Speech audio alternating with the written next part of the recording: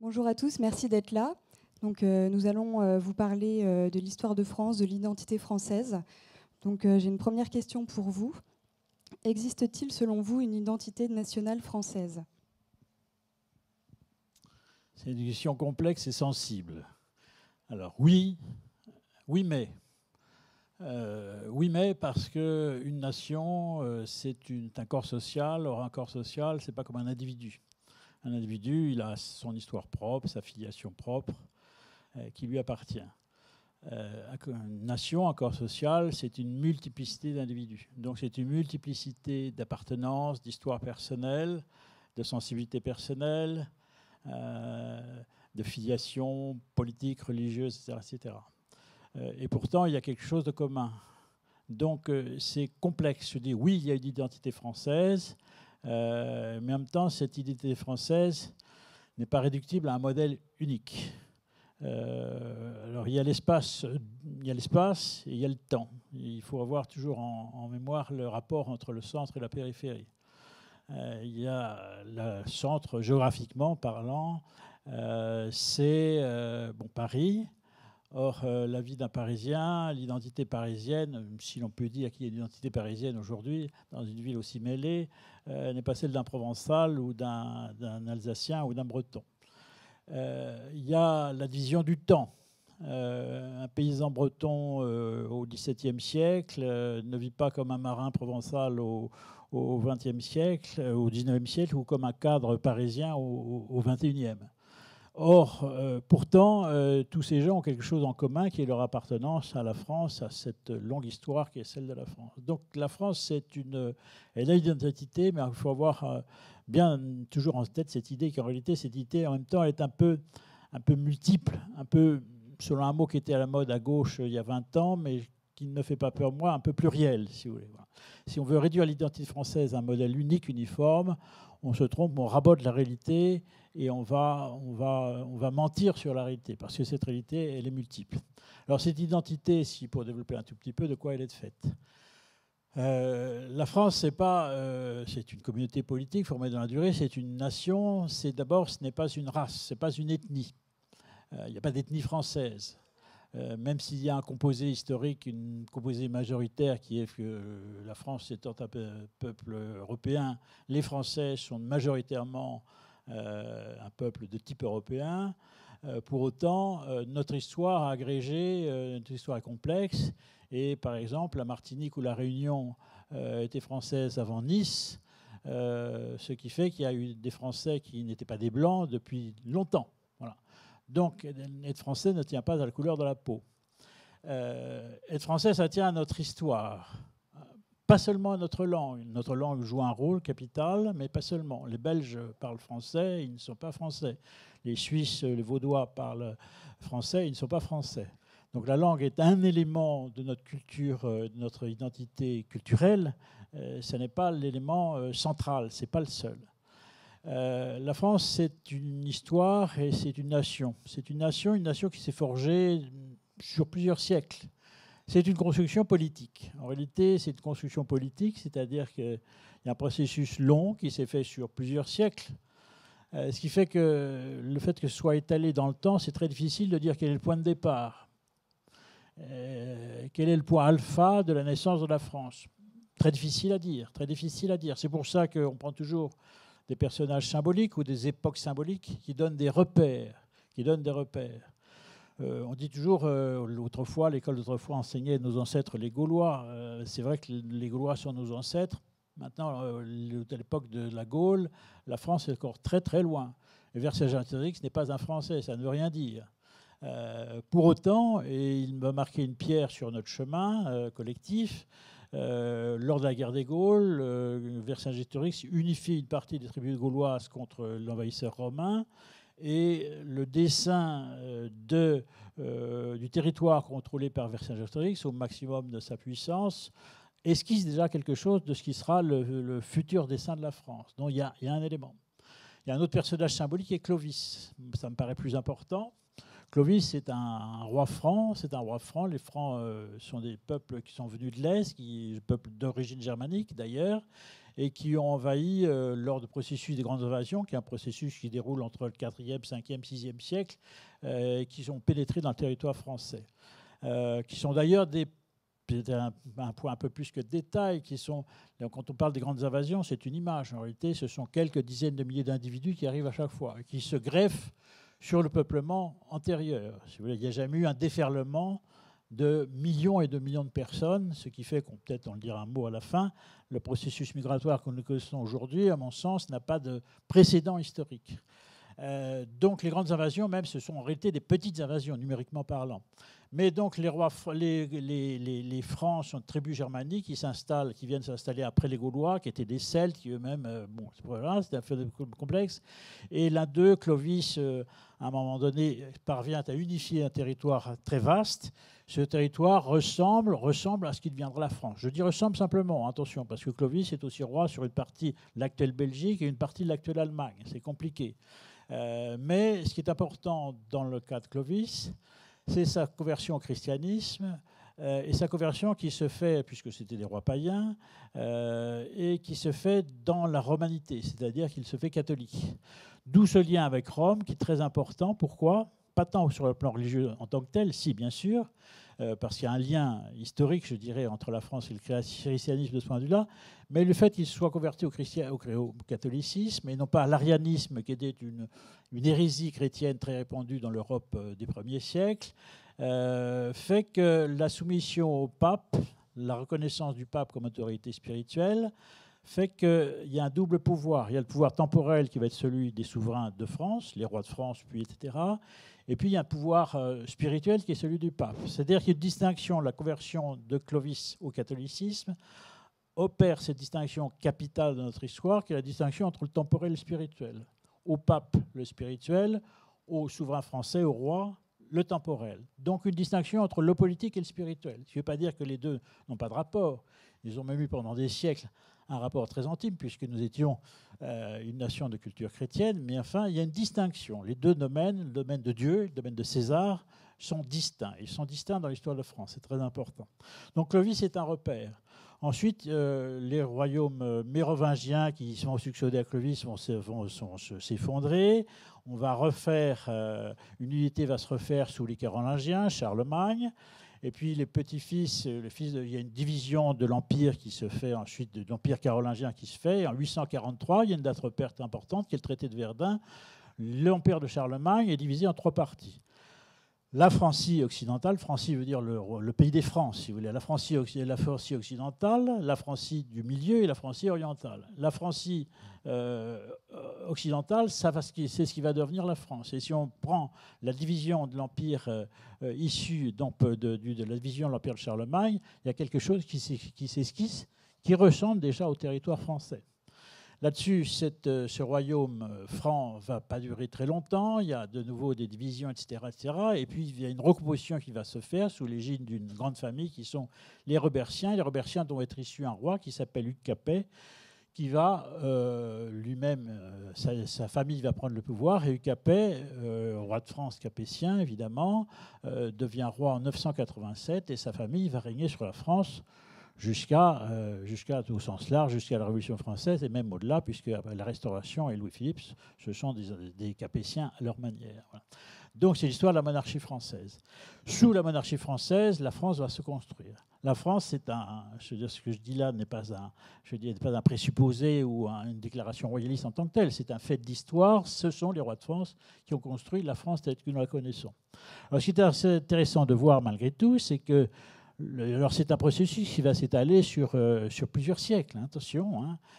Et puis c'est un processus, il ne faut pas croire qu'ils se sont dit, tiens, Hugues Capet va dire, tiens, je vais fonder un grand royaume et on va s'atteler à ce projet et ça va durer très très longtemps. Il y a une volonté politique, bien entendu, mais il y a aussi une succession de hasards, heureux ou malheureux. Il y a eu d'ailleurs parfois des avancées, parfois des reculs, des régions qui étaient gagnées par la couronne qui ensuite ont été perdues. Mais enfin, ce phénomène s'étale sur plusieurs siècles.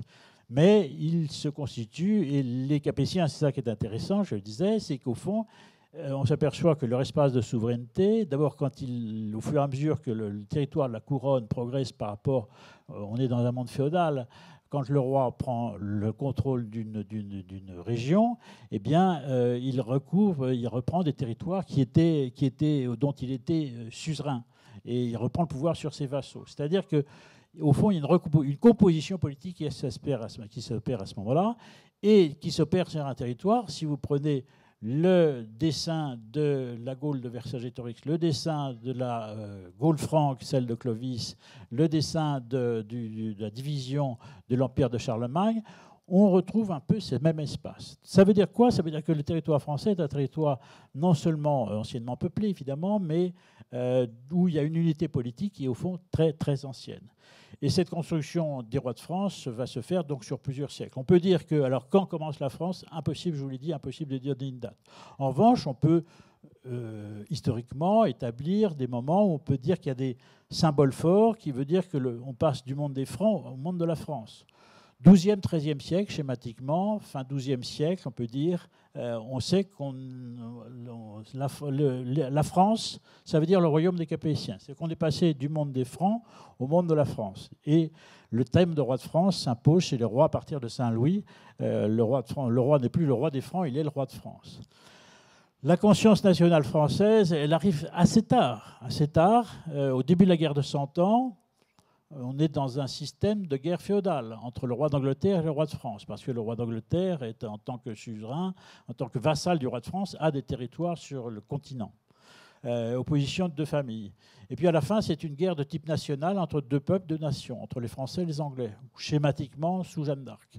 On peut dire qu'au XVe siècle, il y a une conscience française. Un Français du XVe siècle, pas un Français du XVe siècle, c'est compliqué. Au XVe siècle apparaissent des notions de souveraineté française, de conscience française. Voilà.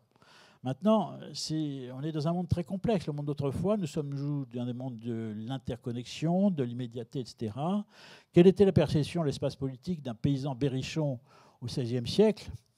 Compliqué, hein. Je veux dire, on a une vision totale, globale, avec nos téléphones, Internet, etc. Je veux dire, le monde d'autrefois était des mondes largement immobiles, si vous voulez, même s'il y avait des déplacements de population, on n'avait pas une perception globale. Voilà. Donc, mais on peut dire qu'à partir du XVe siècle, oui, il y a une conscience nationale française. Et puis, les rois de France vont finir cette construction. Schématiquement, sous Louis XIV, le dessin de la frontière Est était terminé. Louis XV va faire entrer la Corse et la Lorraine. Et le dessin actuel de la France, il ne manquera que Nice et la Savoie qui vont entrer dans le territoire français sous Napoléon III. Et donc, il y a une nation française qui s'est formée, qui est une communauté politique forgée dans la durée. La Révolution française va en hériter, la République va en hériter, va continuer cette aventure-là. La France est née des rois de France, maintenant la France n'est pas morte le jour où il n'y a plus eu de rois de France. Elle continue, cette nation. Alors, simplement, il y a une mutation, il faut en dire un mot, parce qu'elle est importante par rapport à l'identité française. Et au fond, la Révolution va introduire c'est une rupture politique, non seulement parce qu'on passe de la monarchie à la République, mais parce qu'au fond, on a changé le paradigme de la notion de souveraineté. Dans l'ancien système, le roi était le porteur de la souveraineté, l'incarnation de la souveraineté, la famille royale, et la société s'organisait dans ses communautés, ses corps extrêmement divers. Le monde d'Ancien Régime est un monde extrêmement différenciés dont nous n'avons pas idée. Si vous voulez, un Breton ou un Provençal n'était pas soumis au même système administratif, fiscal.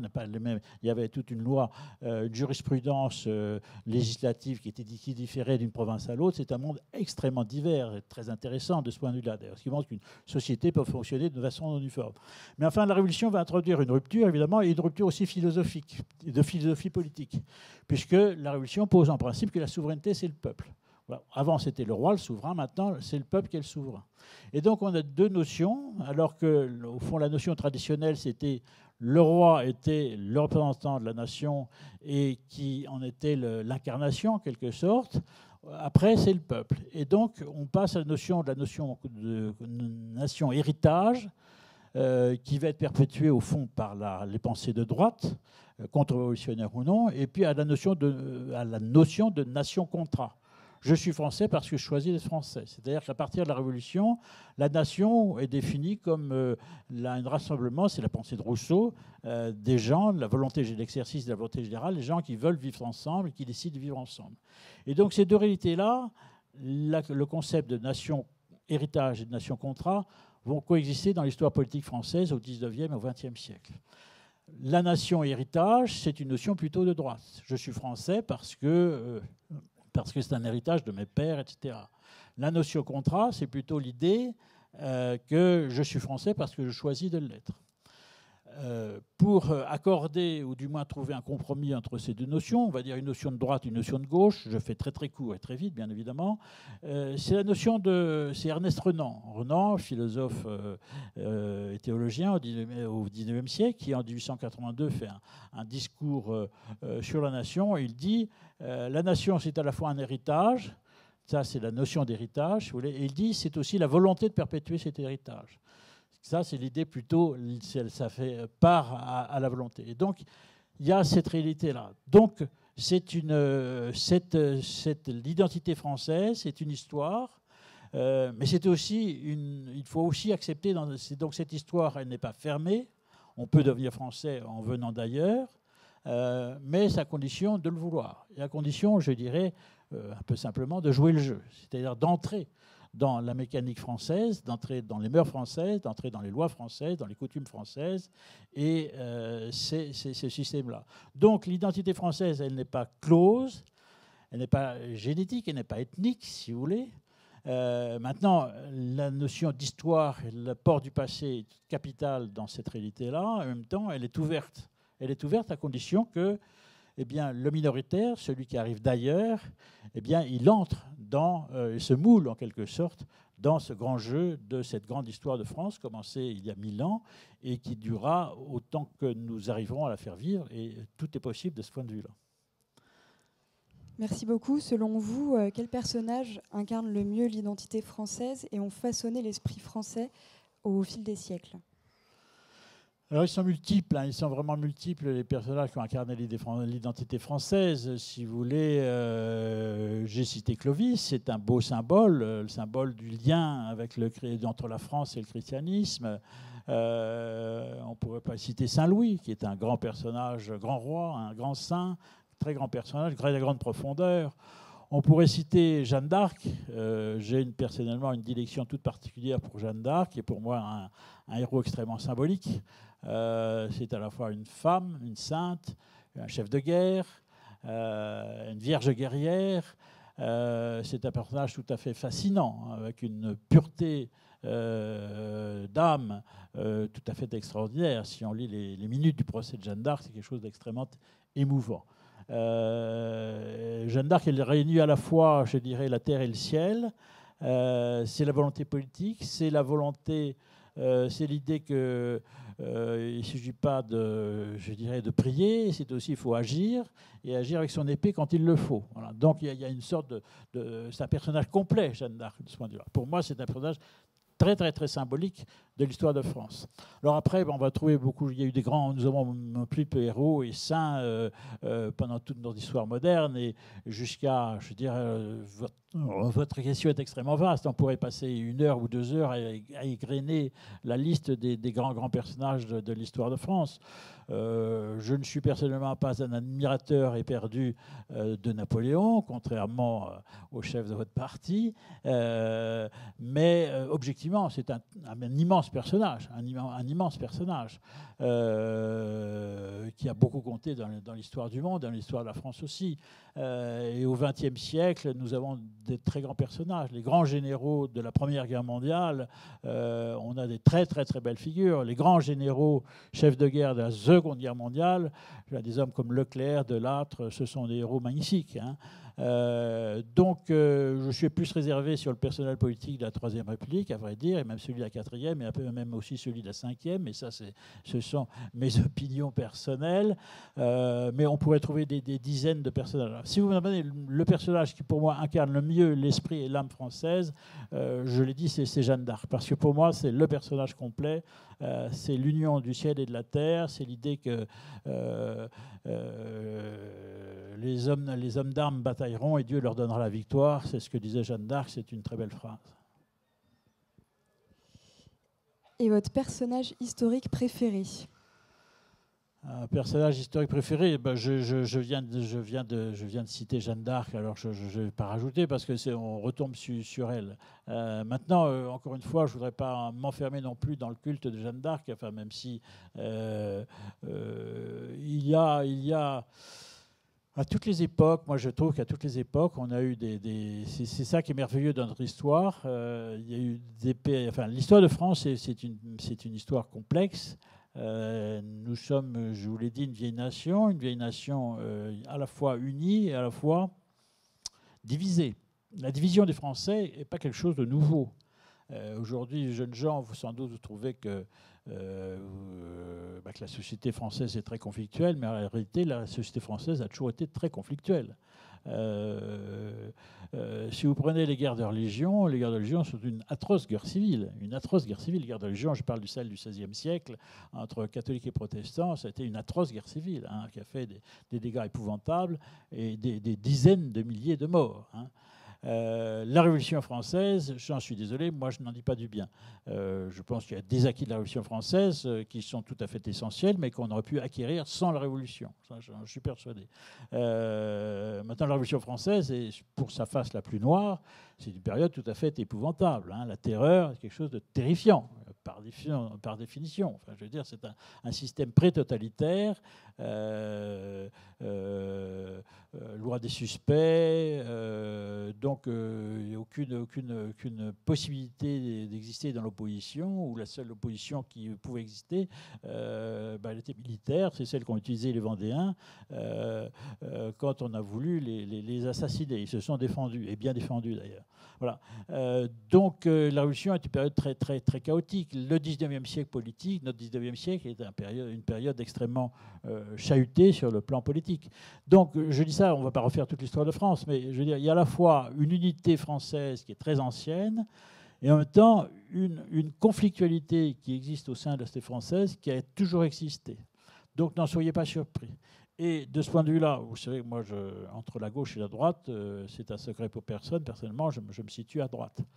Maintenant, il faut avoir conscience qu'il y a toujours eu, d'une certaine manière, une gauche et qu'il y aura toujours une gauche. Toujours. Ne rêvez pas, ne dites pas on va se débarrasser de la gauche, l'assassiner, la faire disparaître. Elle ne disparaîtra jamais. Elle existera toujours dans notre histoire. Donc, la gestion, le rôle de l'État précisément, c'est cette gestion de la conflictualité entre les Français. Et normalement, le rôle de l'État, c'était la fonction monarchique, c'était aussi l'idée du général de Gaulle, qui, quand il a fait la constitution de la Ve République, c'était une constitution d'esprit monarchique, c'était avec l'idée que le président doit être au-dessus des partis. Il y a les partis, il y a le Parlement, il y a le Premier ministre qui gère le quotidien, et puis il y a le président qui gère normalement les intérêts de la nation, les intérêts supérieurs de la nation, et qui sont au-dessus de la division des partis. Donc cette nécessité de l'État est tout à fait capitale. Et pour reprendre mon propos sur l'identité française, pourquoi est-ce que l'identité française est en crise aujourd'hui? Parce que nous avons un État faible. Or, nous avons un État faible. Pourquoi? Pour mille raisons. Parce que, d'abord, il y a un déficit de légitimité de la classe politique. Le système politique français s'est mis dans les mains du système européen, mais comme toutes les nations européennes, donc la part de liberté du politique français par rapport à la machine européenne est limitée. Donc nous avons, et puis un État, en plus en ce moment il y a une crise d'autorité, l'État a peur de tout, il a peur de faire régner la paix dans les banlieues. On aurait les moyens si on voulait, on pourrait faire, on a encore, pas pour très longtemps, mais on a encore les moyens, s'il y avait une volonté politique, de faire régner l'ordre dans les banlieues. Le problème, c'est qu'il n'y a pas cette volonté-là. Pourquoi? Parce que l'État a peur. Voilà. Donc on a un État qui est aujourd'hui un État faible. Et comme je vous l'ai dit, puisque nous sommes une nation qui a été constituée par l'État, le fait même que l'État soit faible atteint le principe même de notre identité nationale. Puisque l'État est à la source de notre histoire, de la constitution de notre nation, le fait que l'État soit faible, ça atteint notre identité. Il y a aussi d'autres raisons, bien sûr. vous me laissez une minute pour en parler, peut-être ça, je pense que ça intéresse quand même tout le monde. C'est pourquoi la crise de l'identité française? C'est parce que nous avons subi des changements majeurs. Si vous voulez, pour faire très très court, en 1918, nous avons gagné la guerre, la Première Guerre mondiale. La France, ne l'oubliez jamais, parce qu'aujourd'hui, tout le cinéma, le monde culturel, on nous dit toujours l'apport des Américains qui sont arrivés en 1917. Et puis, on nous parle des Anglais. Il y a eu un film, je ne sais plus comment il s'appelle, enfin, sur la Première Guerre mondiale, on voyait que les Anglais. Enfin, si vous prenez les forces du côté allié, je parle du côté allié, pas évidemment pas en face, côté germano-autrichien, mais si vous prenez l'équilibre des forces pendant la Première Guerre mondiale, 80% des forces qui se sont battues sur le terrain étaient des Français. C'est la France qui a fourni l'essentiel de l'effort de guerre en 14-18. Mais on a fourni un effort de guerre si considérable, mais les autres nations aussi ont fourni en proportion. Je veux dire, le nombre de victimes il est égal du côté allemand ou du côté autrichien. Mais nous avons fourni un effort si considérable qu'il nous a épuisés. Il nous a tués. Si vous voulez, on a gagné, mais c'est une victoire à la Pyrrhus. Le terme est un petit peu savant. C'est une victoire, on a gagné et en même temps, on a perdu en force, si vous voulez. Donc, après l'entre-deux-guerres, nous sommes un pays vieillissant démographiquement, nous sommes un pays affaibli. Le coût de la guerre a été considérable, hein, je veux dire, la reconstruction, etc. Et démographiquement extrêmement touché. Hein, je veux dire, il faut imaginer que dans le paysage, vu votre âge, pour vous, c'est vos arrière-grands-parents.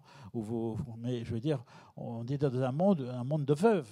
Hein, je veux dire, il y a 1 million de veuves en France en 1920. C'est considérable. Hein.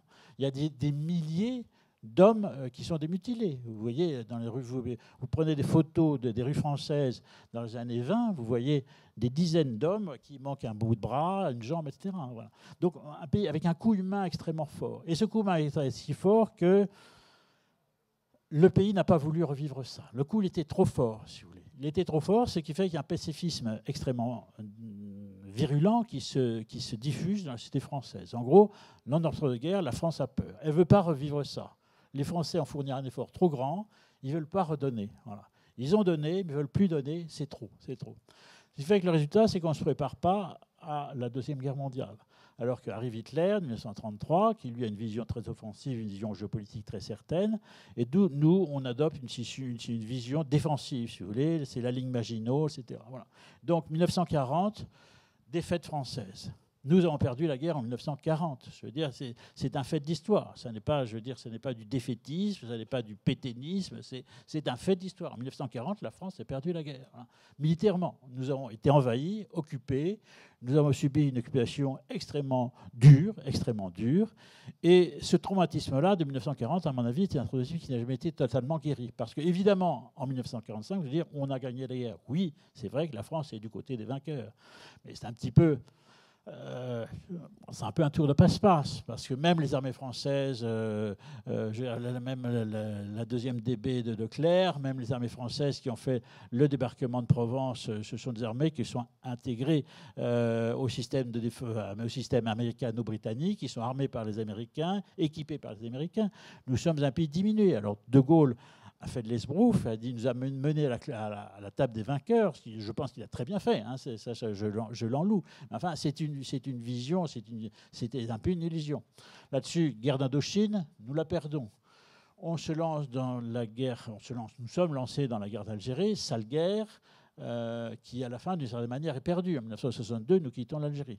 Donc, on a décolonisé, c'est la fin des années 50, donc nous étions, si vous voulez, avant 14, nous étions une grande puissance mondiale, première armée du monde, présente sur toutes les parties du globe. En 1960, c'est pas très longtemps, 50 ans après. À l'échelle de l'histoire d'un peuple, c'est très peu. Nous sommes un pays de taille moyenne. Les États-Unis sont devenus une puissance mondiale.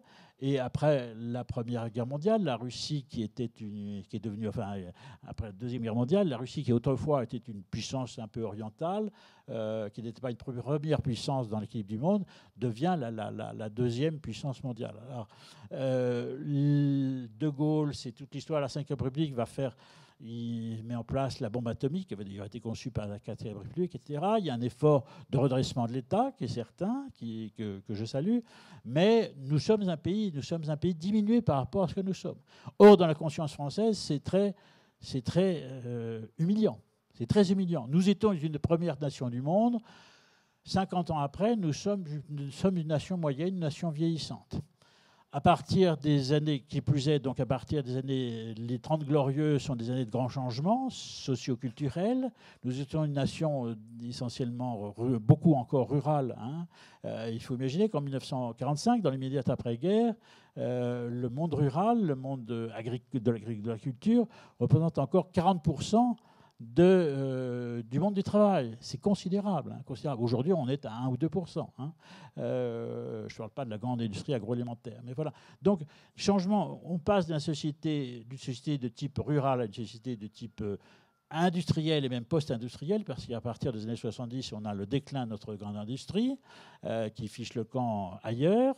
Nous étions une société rurale, on passe à une société de type urbaine. Nous étions une société, c'est très important historiquement, une société à dominante chrétienne. À partir des années 60, il y a un phénomène de déchristianisation, 60-70, qui est extrêmement important, qui a des incidences extrêmement fortes sur la vie quotidienne des Français, au-delà de du fait d'être croyants ou pas. Hein. Je parle de l'aspect culturel hein, de la religion. La religion, c'est toujours un phénomène culturel. Et puis, on a, à partir des années 70, un très fort courant migratoire, qui introduit dans la société française un bouleversement, je dirais, socio-culturel ou ethno-culturel, si vous voulez, majeur.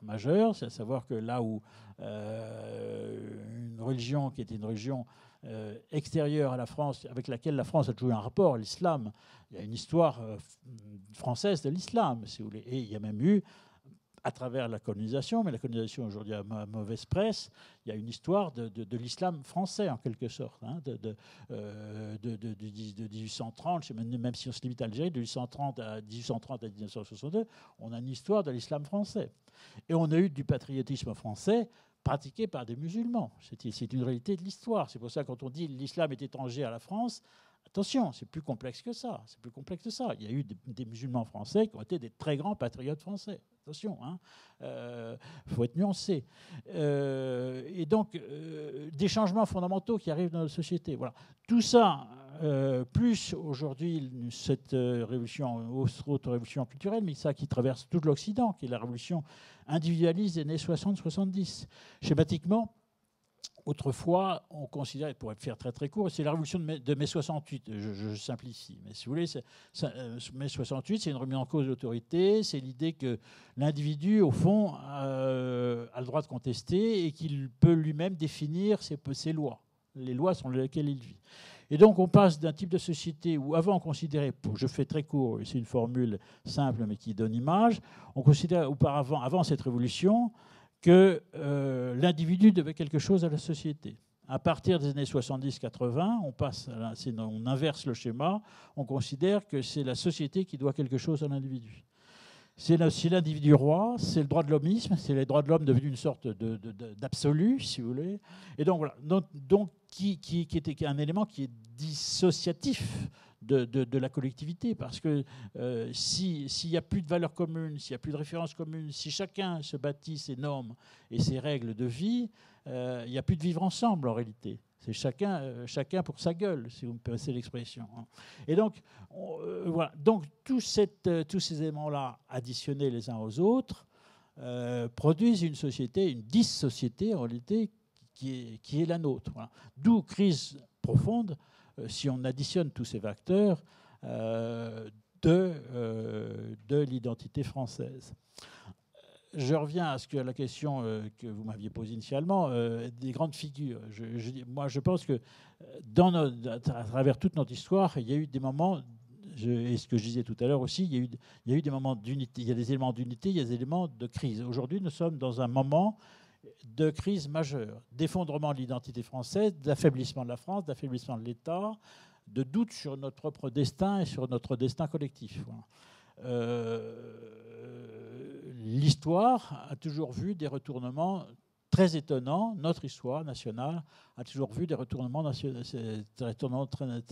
très étonnants, à savoir que dans des périodes de profonde dépression politique et sociale, il y a eu aussi des moments de redressement tout à fait inattendus.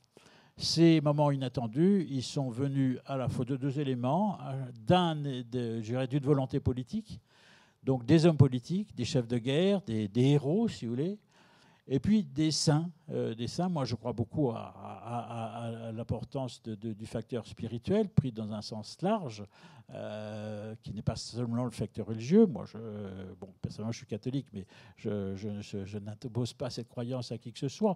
Mais je crois que le facteur spirituel, c'est-à-dire que l'idée qu'il y a quelque chose au-delà de l'individu, des valeurs supérieures qui peuvent être des valeurs qui transcendent la société et qui entraînent la société vers aller plus haut, ça me paraît tout à fait essentiel. Donc, nous sommes en crise, l'identité française est en crise. Maintenant,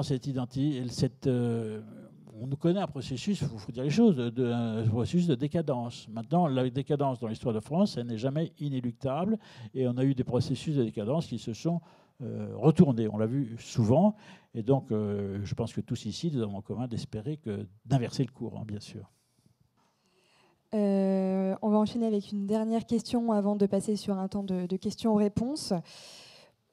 Pour vous, quel personnage pourrait nous inspirer pour la reconquête ? Oui, je vais vous dire Jeanne d'Arc, mais enfin, ça va être téléguidé. Hein, je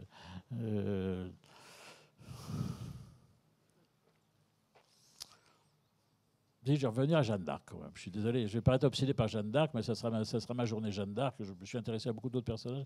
Mais ici, parce que Jeanne d'Arc, c'est la volonté. Voilà, c'est la volonté. C'est une toute petite chose, Jeanne d'Arc. C'est une aventure extraordinaire. C'est une petite fille de Lorraine, bergère, voilà, qui devient chef de guerre, qui dit on va bouter les Anglais hors de France et qui y parvient. C'est une histoire extraordinaire.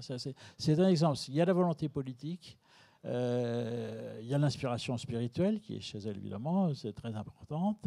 Il y a l'alliance de tous les moyens, c'est-à-dire que c'est une jeune fille qui prie, mais c'est aussi une jeune fille qui se bat, l'épée à la main. Elle sera blessée aux portes de Paris, d'ailleurs. Elle a vraiment fait la guerre au sens le plus immédiat. Voilà. C'est un grand personnage. Alors je sais bien que c'est... Dans la cité française de 2022, c'est un petit peu compliqué de dire mon modèle politique, c'est Jeanne d'Arc. Ça passe pas forcément. Ou alors, ça paraît tellement connoté, je dirais, par rapport à un certain parti, je ne suis pas là pour parler de parti, que ça enferme un petit peu. Voilà. Mais dans l'histoire de la résistance française, vous trouverez des beaux personnages. Dans l'histoire de nos grands chefs militaires de la Seconde Guerre mondiale ou de la Première Guerre mondiale, vous trouverez des grands personnages. Dans notre histoire coloniale qui a mauvaise presse aujourd'hui, mais vous trouverez des personnages magnifiques. Il y a des gens qui, en Afrique, en Asie, ont donné leur vie en quelque sorte, en sacrifiant pour les populations pour lesquelles ils s'engageaient. On a des personnages tout à fait extraordinaires. Voilà. Donc, je sais bien que médiatiquement, c'est facile d'avoir... Enfin, c'est plus commode d'avoir un drapeau, je dirais un personnage qui sert un petit peu de drapeau. Moi, je plaide plus pour la diversité. Je veux dire, ça suppose aussi de faire un petit effort de lecture et de formation. Je sais bien que nous sommes dans une société où les gens lisent peu de livres. Personnellement, je le déplore, pas seulement parce que j'écris des livres, mais parce que je crois que c'est fondamental. Le combat politique que vous menez est aussi un combat d'idées, et le combat d'idées, il passe par avoir une certaine niveau de formation. C'est pour ça que je pense qu'existe cette université d'été. Et je pense qu'il est tout à fait important que vous ayez une connaissance de notre histoire de France, parce que connaître notre histoire,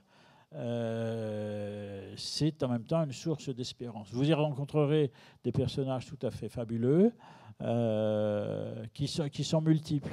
Enfin, la question posée est le personnage, je n'ai pas envie de vous dire le personnage. Moi, je vous en donnerai 30, vous voyez, donc ça me paraît plus riche. En plus, chacun peut, selon sa sensibilité, son appartenance, son sexe, sa religion, ses origines géographiques, peut trouver telle ou telle figure héroïque qui va plus l'inspirer. Donc ça suppose de travailler un petit peu, mais si vous piochez, c'est pas très très compliqué. Notre histoire est pleine de grands personnages qui doivent être des guides dans l'action politique. Très bien. Est-ce que vous avez des questions ?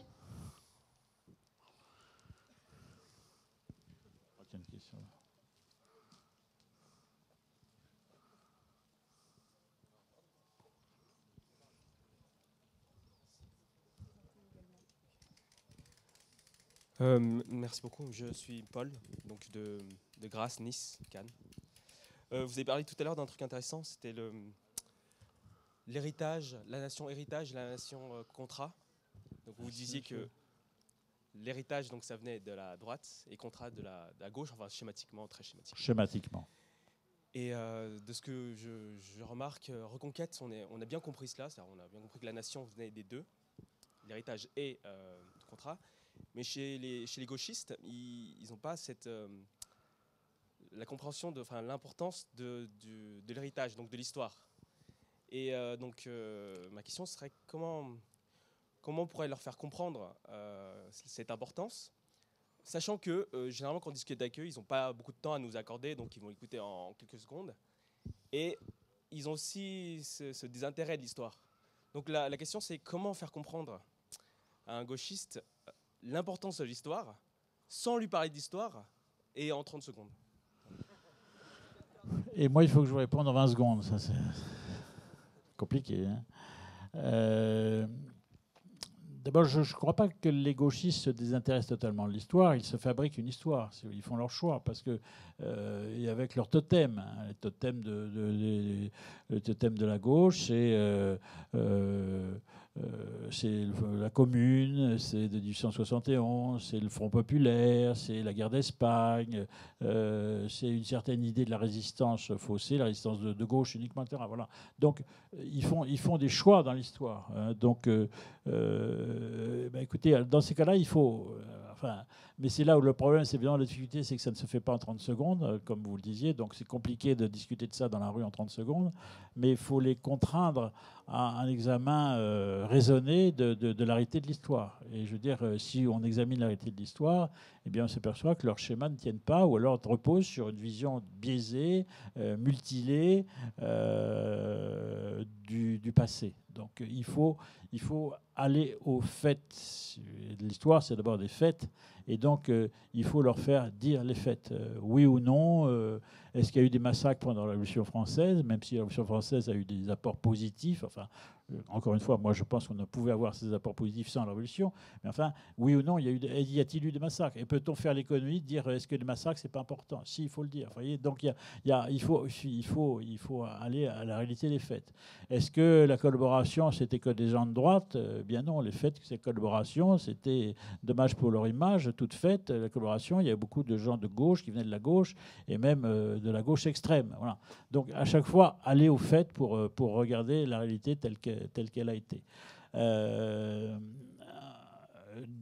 Ensuite, eh bien, il faut les mettre devant leurs contradictions. C'est-à-dire que non seulement sur les faits, mais je veux dire, c'est vrai qu'ils ne s'intéressent pas fondamentalement au passé, c'est dans cette idée du refus de l'héritage.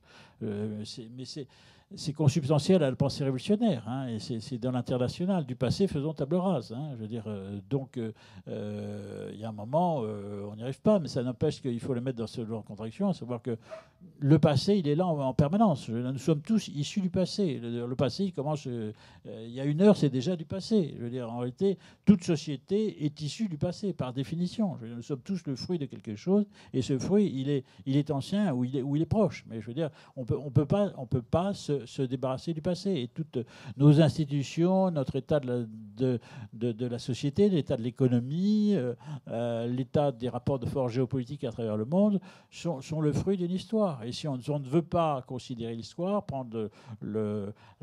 faire le bilan de l'histoire, eh bien, on mutile la réalité et on ne comprend bien la réalité. Donc, mais je conçois qu'en 20 secondes ou en 30 secondes avec un gauchiste dans la rue, c'est compliqué, ou dans la rue dans une fac. Voilà.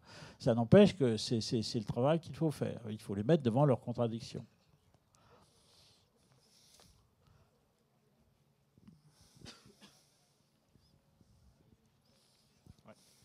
Bonjour, alors je m'appelle Yann, je viens de Haute-Savoie.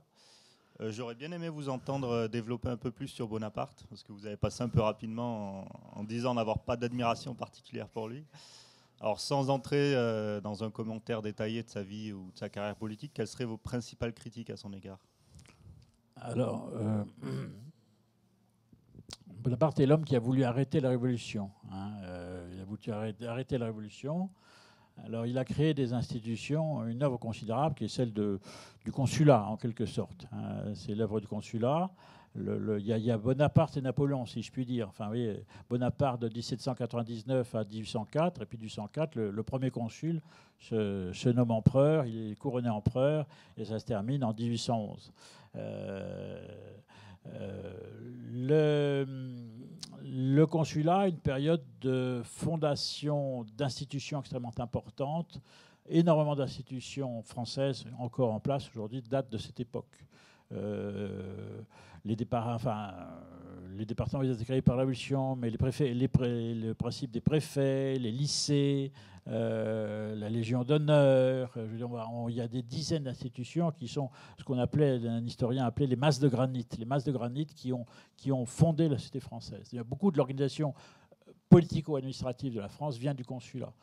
Et de ce point de vue-là, Bonaparte, il y a un effet positif, à savoir qu'il a pris souvent beaucoup de projets que Bonaparte a fait réussir, a été dans les cartons de la monarchie. En réalité, il y a beaucoup de projets qui avaient été élaborés sous l'administration de Louis XV ou de Louis XVI et que les événements n'ont pas permis de mener à bien. Et donc Bonaparte les a fait aboutir. Donc il a donné à la France des institutions administratives, fiscales, le Code civil. Le Code civil, on l'oublie, le Code civil qui est un fondamental dans l'histoire, dans la structure de la société française. Le Code civil, il y a 40% du droit qui est du droit d'Ancien Régime. Et puis le reste, c'est aussi un apport nouveau qui vient de la Révolution, puis du consulat proprement dit. Donc il y a un apport tout à fait considérable de Bonaparte à ce moment-là. Voilà. À partir de 1804, il se nomme empereur. Il fait le pari de fonder une dynastie qui n'a pas fonctionné. Je veux dire, il n'a pas créé une légitimité dynastique. La preuve, quand il part en Russie et qu'on croit qu'il est mort, je veux dire, personne ne pense au roi de Rome. Il y a pas de, et quand il a quitté le pouvoir après Waterloo en 1815, enfin, personne ne croit à la possibilité de restauration du roi de Rome, si vous voulez. Donc, son principe dynastique, elle n'a pas marché. C'est fondamentalement, de ce point de vue-là, un homme de la Révolution. Il était un homme de la rupture. Et puis il a lancé la France dans cette espèce de grande aventure impériale qui paraît profondément contraire aux intérêts de la France, puisque Bonaparte, avec ses guerres, il a, de ce point de vue-là, poursuivi les guerres de la Révolution. Hein. Les guerres de la Révolution et les guerres de l'Empire forment un ensemble, une même logique. Mais ces guerres menées dans le monde germanique ou en Italie ont en réalité provoqué un facteur de naissance du nationalisme allemand comme du nationalisme italien. Et donc la future unité de l'Allemagne ou la future unité de l'Italie qui va se faire au XIXe siècle sont des effets de des guerres napoléoniennes. Et donc en voulant redessiner l'Europe, en réalité, Napoléon nous a lancé dans un processus extrêmement dangereux, très coûteux, même si les recherches historiques actuelles minimisent les pertes démographiques du Premier Empire par rapport à ce qu'on disait encore il y a 30-40 ans, mais elles sont quand même importantes. Hein, je veux dire, et surtout, on a bouleversé la carte de l'Europe, on a voulu bouleverser la carte de l'Europe pour ensuite, défaite en 1815, défaite de Waterloo, etc. Et l'Europe met en place un système qui est celui de la Sainte Alliance, construit par Metternich, etc., après le traité de Vienne, qui est je dirais, un projet défensif contre la France. C'est-à-dire que la France est mise sous tutelle, enfin sous tutelle internationale pendant 30-40 ans, si vous voulez. Voilà. Et donc, son bouleversement de la carte européenne, à mon avis, n'a rien apporté de bon pour la France. Son système politique personnel a échoué. Et puis voilà, c'est pas le meilleur rapport de la France. Il a quand même largement pillé. Les musées français sont pleins d'œuvres d'art. Il faut dire la vérité, qui ont été volées. Je veux dire, on a chez nous en France, on a des centaines et des milliers de tableaux. De sculptures, etc., qui ont été volées en Italie, qui ont été volées en Allemagne, qui ont été volées à leurs propriétaires. Je veux dire, c'est une prise de guerre, je sais bien, mais enfin, c'est du vol. Et je veux dire, ça laisse des traces, hein, ça laisse des traces. C'est-à-dire qu'il y a une animosité contre la France. Qui a d'ailleurs, enfin, le résultat, c'est que de toute façon, on a été envahi en 1814 par les Alliés, alors que le territoire français n'a quasiment jamais été envahi avant la Révolution. Là, on subit une occupation extrêmement forte en 1815, et la France est toujours vue comme une sorte d'ennemi voilà,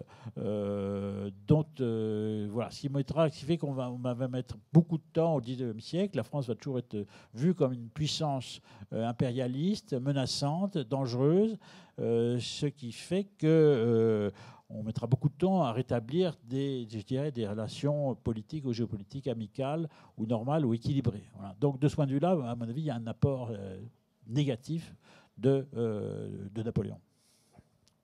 Je rajouterai juste que jusqu'à la campagne de Russie, il est à l'initiative d'aucune des guerres et qu'on en a souvent fait un conquérant, mais finalement, il a surtout été contraint par les coalitions successives. Ça, c'est le discours de Napoléon. Je n'y crois pas. Enfin, on va pas. Enfin, je veux bien qu'on en parle après en privé, mais c'est parce que. C'est la parole. Il n'a pas. Il n'a pas été toujours à l'initiative, c'est-à-dire que c'est pas lui qui a déclaré la guerre, mais il a mis la situation, il a mis d'autres nations en situation de déclarer la guerre à la France, si vous voulez.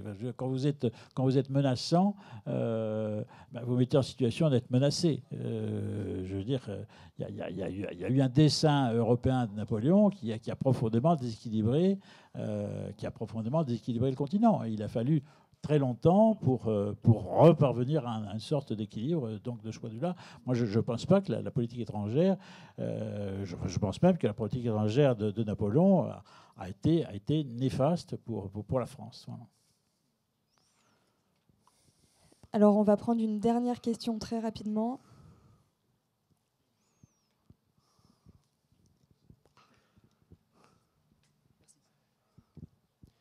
Bonjour.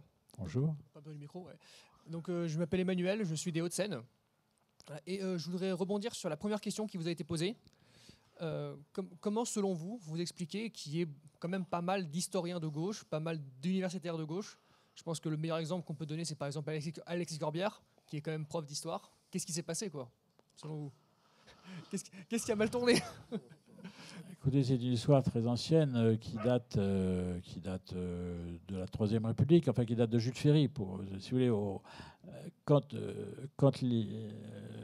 Jules Ferry, dans les années 1881-82, rend l'école obligatoire, c'est pas simplement pour le plaisir d'instruire les enfants, de leur apprendre à lire et à écrire, c'est parce qu'il y a un projet idéologique derrière. Si vous voulez, la Troisième République a un projet idéologique l'école de la Troisième République, donc l'école républicaine française a un projet idéologique.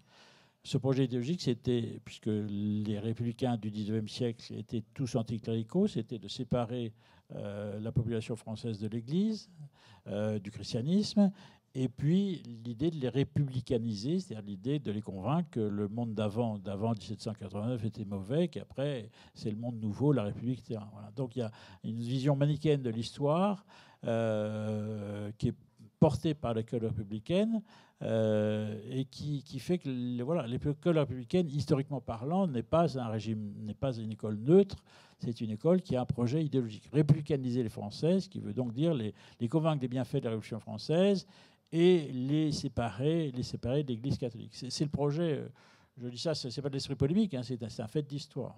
Et donc, ce qui fait que le ministère qui s'appelait autrefois de l'instruction publique, ensuite qui est devenu de l'éducation ou de l'éducation nationale, dans ces structures même, depuis l'origine, a été porté, conquis par des forces de gauche. Alors, la gauche de la Troisième République n'a pas tout à fait le même sens qu'aujourd'hui, mais c'est quand même ce principe-là. Voilà. Et donc, on s'aperçoit que dans l'histoire, si on fait l'histoire de l'école publique en France, l'école publique française n'est pas neutre. Elle porte un projet idéologique. Et elle est soutenue par des réseaux d'enseignement, des réseaux de profs qui existent depuis l'origine, si vous voulez. Donc, c'est comme ça sous toute la Troisième République. Sous la Quatrième République, c'est à peine différent. Et quand sous la Cinquième République, pas plus, le général de Gaulle qui avait un projet pour la France, un grand projet géopolitique, un projet politique, s'est désintéressé de l'éducation nationale, qui en gros, il s'est dit, je donne l'éducation, je la laisse à la gauche pour qu'ils me foutent la paix sur ce qui m'intéresse moi. Et donc l'éducation nationale est un bastion de la gauche depuis toujours. Et même si vous avez un ministre de droite, il y en a eu, ils ne sont pas très à droite, mais enfin il y en a eu. Je veux dire, toutes les structures, les grandes directions ministérielles au sein du ministère de l'Éducation nationale, tout ça est tenu par des gens de gauche, des syndicalistes de gauche. Je veux dire, c'est vraiment un bastion. Voilà. Et donc, Alexis Corbière, à sa manière, il est le reflet d'eux. Voilà. Alors, ça, c'est au niveau de l'enseignement secondaire. Au niveau de l'université, c'est plus complexe.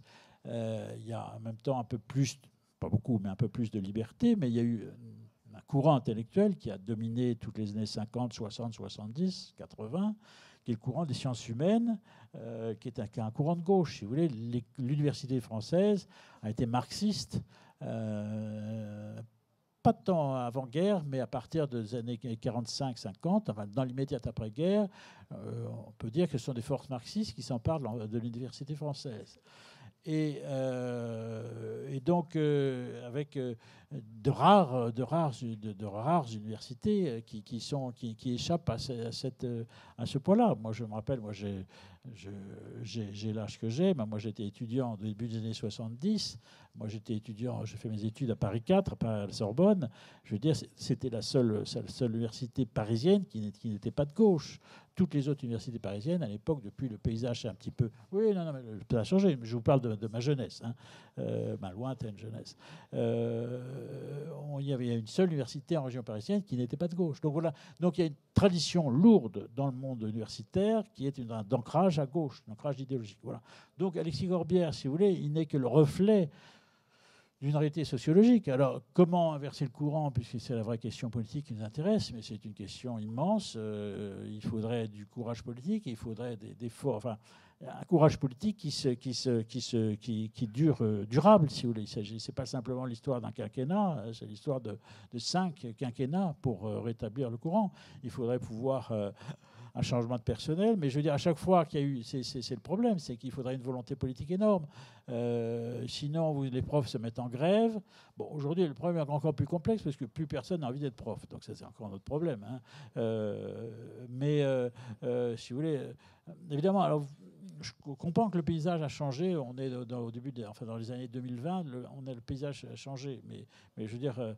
encore il n'y a pas très longtemps, si vous voulez, les grèves de l'éducation nationale étaient une menace, si vous voulez, pour les gouvernements de droite. Si vous voulez, tout ministre de l'éducation nationale qui arrive avait son projet de réforme, il lançait une réforme qui se heurtait à chaque fois à des intérêts communautaires, syndicalistes, etc., qui déclenchaient des grèves. Et je veux dire, la grève de l'éducation nationale, c'est un classique de la vie politique française pendant toute la Ve République.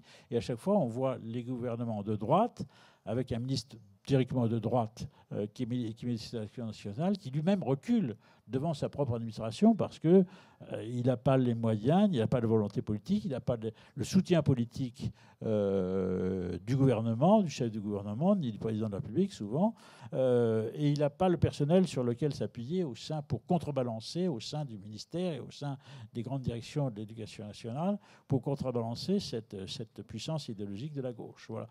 Donc l'éducation nationale est un bastion de gauche en France. Je ne vois pas pour l'instant de moyens politiques d'inverser le courant. Voilà. Il faut donc contourner l'obstacle. Ça suppose, contourner l'obstacle, eh bien, quand on est parent, ça suppose qu'on soit conscient de cette réalité-là et qu'on s'arrange pour donner à ses enfants soit une contre-éducation, soit les mettre dans d'autres écoles si on peut. On ne peut pas toujours, mais enfin, en tout cas, s'assurer de leur transmettre d'autres connaissances qui ne leur sont pas transmises par l'école publique.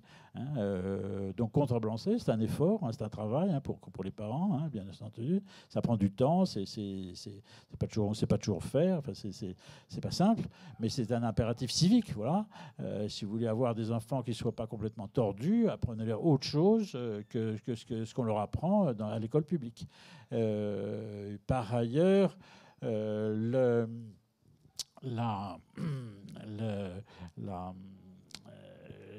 il faut contourner l'obstacle. Et je veux dire, oui, et je veux dire, les autres moyens, écoutez, c'est le combat culturel qui passe, celui qui se mène ici, mais c'est le combat, c'est par les livres, c'est par les médias, les contre-médias, etc., qu'il faut faire passer un autre discours que celui de l'école publique dans la société française.